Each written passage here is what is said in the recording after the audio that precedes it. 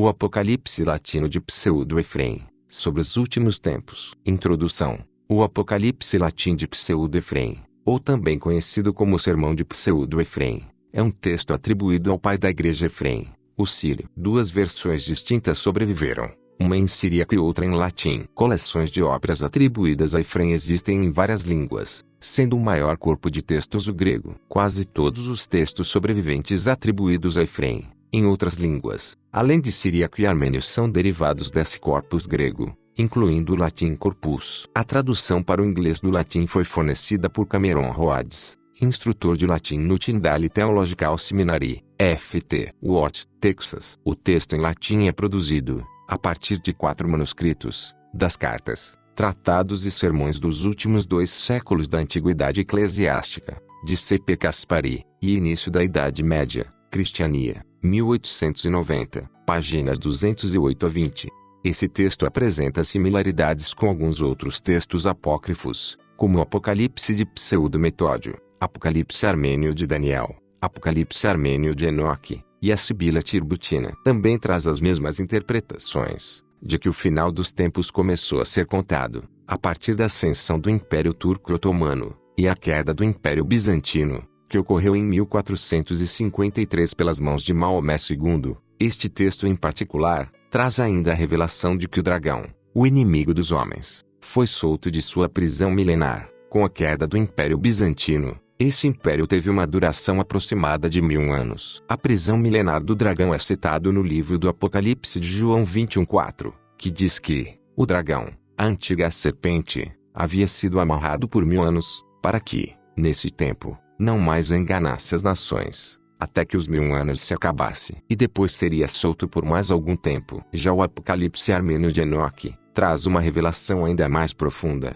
Compara o fundador do Império Turco-Otomano, Osman I, ao dragão, e Maomé II como sendo o servo do dragão, cujo nome é a besta. Uma curiosidade, se calcularmos desde o nascimento de Osman I, em 1258, até o último resquício do Império Otomano, em 1924, chegamos ao resultado de 666 anos, e que no Apocalipse de João, representa o número da besta, que é o número de um homem. Este texto continua dando instruções, para que verifiquemos e estudemos os acontecimentos históricos, e ao fazê-lo, observaremos que de fato, a maioria dos eventos preditos por Jesus, já se cumpriram, pois já ocorreram as guerras mundiais, pragas, pestes, fomes, genocídios e perseguições, e grandes matanças aos cristãos europeus, como relatado no 5º selo, e vi debaixo do altar as almas dos que foram mortos por amor da palavra de Deus e por amor do testemunho que deram. Apocalipse 6:9. Porém, por causa destas grandes e duras perseguições, que aconteceram no tempo do Império Turco-Otomano, muitos se apostataram da fé cristã primitiva, bíblias e livros foram tomados pelos árabes, textos sagrados foram considerados heréticos e diversos pergaminhos e bibliotecas inteiras foram queimadas, monastérios foram destruídos, monges e sacerdotes foram mortos, e outros sacerdotes, para continuarem vivos, se renderam ao reino do dragão, e a igreja foi corrompida e dominada pelos otomanos, e o conhecimento ficou proibido, e a Europa caiu em um período conhecido como Idade das Trevas, e houve tantas mortes nesses tempos, a ponto de a 4ª parte da humanidade terem sido extintos, como relatado na profecia dos 4 cavaleiros do Apocalipse de João. Todos esses eventos ocorreram nos 5 primeiros selos do Apocalipse, faltando agora o cumprimento do 6º selo, que faz referência a um grande terremoto que deve ocorrer na Terra, também o aparecimento público do Anticristo. Início do texto, capítulo 1. Queridos irmãos amados, creiam no Espírito Santo que fala em nós. Já lhe dissemos que o fim do mundo está próximo, a consumação dos tempos permanece. Porventura, a fé já não diminuiu entre a humanidade? Quantas coisas tolas são vistas sendo praticadas entre os jovens, quantos crimes entre os prelados, quantas mentiras entre os sacerdotes, quantas perjúrias entre os diáconos, há más ações entre os ministros, adultérios nos idosos, devassidão nos jovens, em mulheres maduras caras falsas, em virgens vestígios perigosos. No meio de tudo isso, há guerras com os persas, e vemos lutas com diversas nações, ameaças e reinos se levantando contra reino. Pois quando o Império Romano começar a ser consumido pela espada, A vinda do maligno está próxima, pois é necessário que o mundo termine com a conclusão do Império Romano Europeu. Naqueles dias, 2 irmãos chegarão ao Império Romano e o governarão com uma só mente, mas porque um superará o outro, haverá ciúmes entre eles. Comentário, aqui fazendo referência aos irmãos asiáticos, Átila e Bleda, o Uno, também conhecidos como a praga de Deus ou flagelo de Deus. Historicamente, Átila governou o Império Europeu desde o ano 434 até sua morte em 453 d.C., e mesmo após a partida dos hunos, Constantinopla continuou sofrendo. Houve graves desastres, grandes epidemias, seguida de uma grande fome, e toda uma série de terremotos que durou 4 meses, entre diversas outras catástrofes. Continuando. E assim o adversário será solto de sua prisão e incitará o ódio entre os impérios persa e romano. Comentário, já aqui, fazendo referência à ascensão do Império Turco-Otomano, a partir de 1299 e que perdurou até 1924, findando com a Primeira Guerra Mundial. Continuando, naqueles dias, muitos se levantarão contra Roma, e o povo dos judeus será seu adversário. Haverá agitações de nações e relatos malignos, pestes e pragas, fomes e terremotos em vários lugares. Todas as nações receberão escravos, haverá guerras e rumores de guerras. Do nascer ao pôr do sol, a espada devorará muitos. Os tempos serão tão perigosos que, com medo e tremor, não se permitirão pensar em coisas melhores, porque muitas serão as opressões e desolações das regiões que estão por vir. Capítulo 2. Por isso, meus irmãos, devemos buscar entender completamente os tempos, o que ainda está para acontecer, e o que já aconteceu. Pois já houve fome, pragas, movimentos violentos de nações e sinais, coisas que foram preditos pelo Senhor. Essas coisas já foram cumpridos, e não há outros sinais que restem, exceto o advento de Nico na conclusão do reino romano europeu. Então, por que, portanto, estamos nos ocupando com os negócios mundanos, e porque nossa mente é mantida fixa nas concupiscências do mundo e nas ansiedades dos séculos? Por que não rejeitamos todos os cuidados com os negócios mundanos e porque nossa mente se mantém fixa nas concupiscências do mundo e nas ansiedades das eras? Por que, portanto, não rejeitamos todo o cuidado das ações terrenas e nos preparamos para a reunião do Senhor Cristo, para que Ele possa nos tirar da confusão que assola todo o mundo? Acredite em mim, querido irmão, porque está próximo o advento do Senhor. Acredite em mim, porque o fim do mundo está próximo. Acredite em mim, porque esta é a última vez. Ou você não acredita, a menos que veja com os olhos. Cuide para que esta frase não seja cumprida entre vocês do profeta que declara: ai dos que desejam ver o dia do Senhor. Pois todos os santos e eleitos de Deus que se purificaram do mundo, antes de morrerem, estarão reunidos antes da tribulação que está por vir, e são levados ao Senhor para que não vejam a confusão que deve dominar o mundo por causa de nossos pecados. E assim, irmãos mais queridos para mim, é a 11ª hora, e o fim do mundo. É chegado o tempo da colheita, e os anjos estão armados e preparados. Eles têm foices nas mãos, aguardando o império do Senhor. E pensamos que a terra existe com infidelidade cega, chegando cedo à sua queda. Serão provocadas agitações, guerras de diversos povos e batalhas e incursões dos bárbaros ameaçam, e nossas regiões serão desoladas. E não sentimos muito medo do relato, nem da aparência, para que possamos ao menos fazer penitência, porque eles lançam medo em nós e não queremos ser mudados, embora pelo menos tenhamos necessidade de penitência por nossas ações.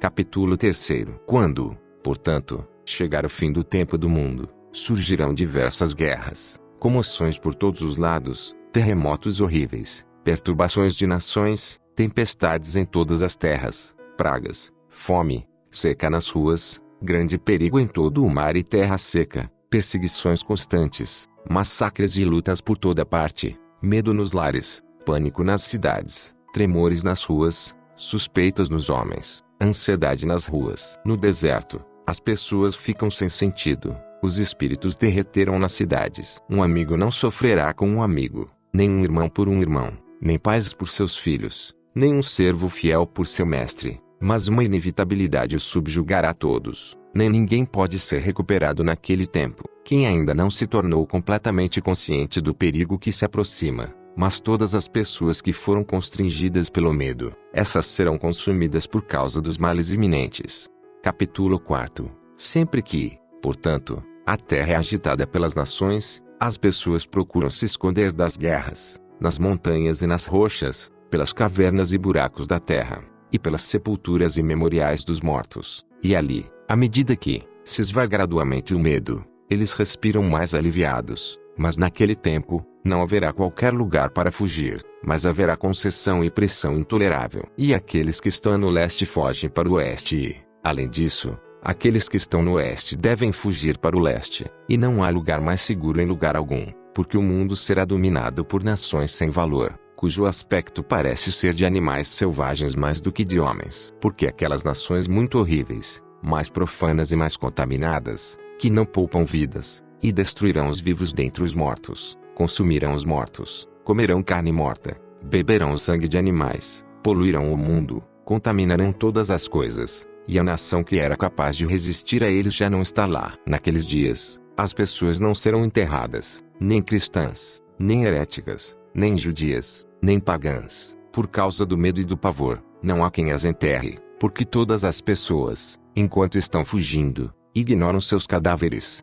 Capítulo 5. Sempre que os dias dos tempos dessas nações tiverem sido cumpridos, após eles terem destruído a terra, ela descansará, e depois o reino dos romanos europeus será removido da vida cotidiana, e o império dos cristãos que foi transmitido por Deus e Pedro. E então, quando chegar a consumação, quando o tempo do reino dos romanos europeus começar a ser cumprido, e todos os domínios e poderes tiverem sido cumpridos, então aquele dragão inútil e abominável aparecerá. Ele é quem Moisés nomeou em Deuteronômio, dizendo: Dan é um jovem leão, reclinado e saltando de Bazã, porque ele se reclina para poder agarrar, destruir e matar. De fato, ele é um filhote jovem de leão, não como o leão da tribo de Judá, mas rugindo por causa de sua ira, para que possa devorar. E ele sai de Bazã. Bazã certamente é interpretado como confusão. Ele se levantará do meio da confusão de sua iniquidade, tentando ajuntar para si como uma perdiz os filhos da confusão.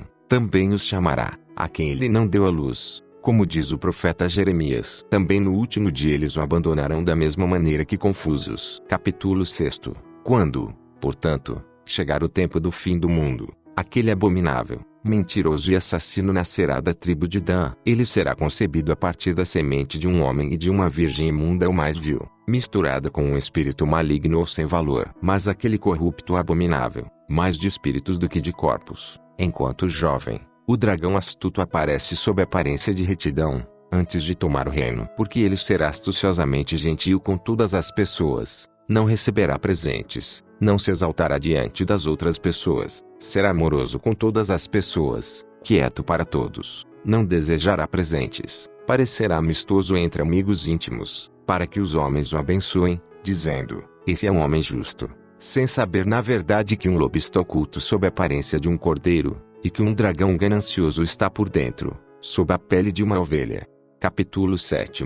Mas quando o tempo da abominação de sua desolação começar a se aproximar, depois de legalizado, ele tomará o Império Romano Europeu e, como é dito no Salmo, eles foram feitos para o empreendimento pelos filhos de Ló. Os Moabitas e os Amonitas o receberão primeiro como seu rei. Portanto, quando ele receber o domínio do reino, ele ordenará que o templo de Jerusalém seja reconstruído para si mesmo, e depois entrará nele, e deve sentar-se como Deus e ordenar que seja adorado por todas as nações, uma vez que é carnal e imundo e misturado com espírito e carne sem valor. Então essa eloquência será cumprida como dito por Daniel, o profeta, e ele não conhecerá o Deus de seus pais, e ele não conhecerá o desejo por mulheres. Porque a serpente muito iníqua dirigirá toda a adoração a si mesma. E ele emitirá um decreto para que as pessoas sejam circuncidadas de acordo com o rito da lei. Então o povo dos judeus o felicitarão, porque ele lhes deu novamente a prática da primeira aliança. Então todas as pessoas de todos os lugares se reunirão a ele na cidade de Jerusalém, e a cidade santa será pisoteada pelas nações por 42 meses, como o santo apóstolo diz no Apocalipse, que se torna 3 anos e meio ou 1260 dias. Capítulo 8. Nesses 3 anos e meio, o céu suspenderá seu orvalho, porque não haverá chuva sobre a terra, exceto na terra de Jerusalém, e as nuvens deixarão de passar pelo ar, e as estrelas serão vistas com dificuldade no céu por causa da secura excessiva, que acontecerá no tempo do dragão feroz. Assim como todos os grandes rios e fontes muito poderosas que hoje transbordam por si mesmos serão secados, Torrentes secarão seus cursos de água por causa da idade intolerável, e haverá uma grande aflição ou tribulação, como nunca houve, desde que as pessoas começaram a ser sobre a terra, e haverá fome e uma sede insuportável. E os filhos se extinguirão no seio de suas mães e esposas estarão de joelhos para seus maridos, se lamentando por não terem alimentos para comer. Porque haverá naqueles dias falta de pão e água, e ninguém será capaz de vender ou comprar o grão na colheita do outono, a menos aqueles que têm o sinal serpentino na testa ou na mão. Então ouro, prata, pedras preciosas e roupas valiosas jazem julgadas pelas ruas, e também todo tipo de pérola, e as ruas das cidades estarão cheias de coisas outrora cobiçadas, mas não há quem possa estender a mão e pegá-las ou mais desejá-las, mas elas consideraram todas essas coisas, outrora tão boas quanto nada, por causa da extrema fome e falta de pão, porque a terra não será regada pelas chuvas do céu, e não haverá orvalho, nem umidade do ar sobre a terra. Mas aqueles que vagam pelos desertos, fugindo da face da serpente, dobram os joelhos para Deus, assim como cordeiros, sendo sustentados pela salvação do Senhor, e enquanto vagam em estados de deserção, eles comem as ervas que encontram.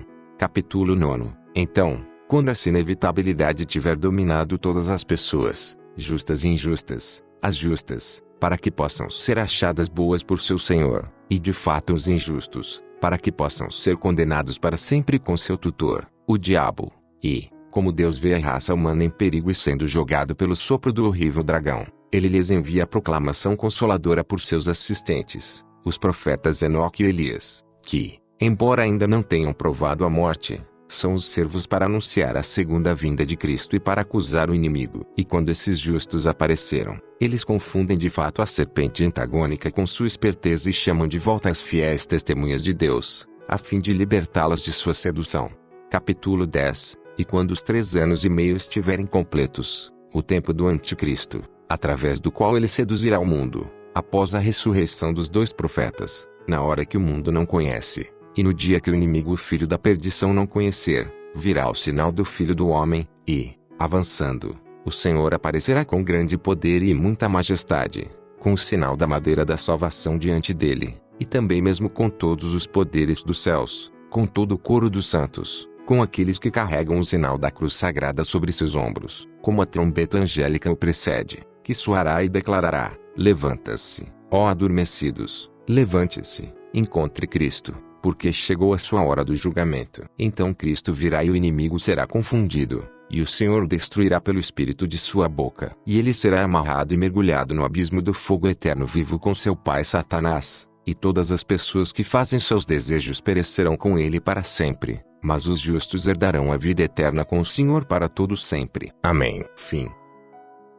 Comentário do editor. Como de costume, para a meditação, deixamos no final um trecho do texto gnóstico, Retorno ao Éon Eterno, que diz: mesmo aqueles que possuem certa percepção espiritual, não entendem que precisam encontrar a verdade enquanto ainda estão vivos, pois depois que o corpo morrer, eles estarão nas mãos das autoridades. Terão que passar por uma revisão, em seguida um julgamento, e serão jogados em outra carne para a servidão. Há sempre muita dor quando eles descobrem que desperdiçaram suas vidas. Mas cada vida nova é uma chance nova. Quando eles encontrarem a palavra doadora de vida, eles mudarão sua forma de viver, permanecendo com o conhecimento e a sabedoria em seus corações até a hora chegar. E fazendo isso, eles passarão pelos portões de todas as autoridades sem medo. E eles se despirão do fardo da escuridão, que é o corpo, e serão batizados 3 vezes. Eles serão recebidos por aqueles que entregam as vestimentas eternas, a luz perfeita do Espírito, porque eles não são estranhos a eles. E eles se dirigirão para o lugar mais alto, já que se tornaram dignos das glórias indescritíveis, pois eles rejeitaram o mundo e os poderes para serem livres da escravidão do esquecimento. E eles habitarão lá para sempre, com os grandiosos, os imortais, na luz do Pai Eterno. E eles aprenderão da sabedoria imperecível perfeita. E eles viverão e nunca mais morrerão. Quem tiver ouvidos para ouvir, que ouça. Ficamos por aqui. Se inscrevam no canal e acompanhem nossos outros audiobooks. Até a próxima.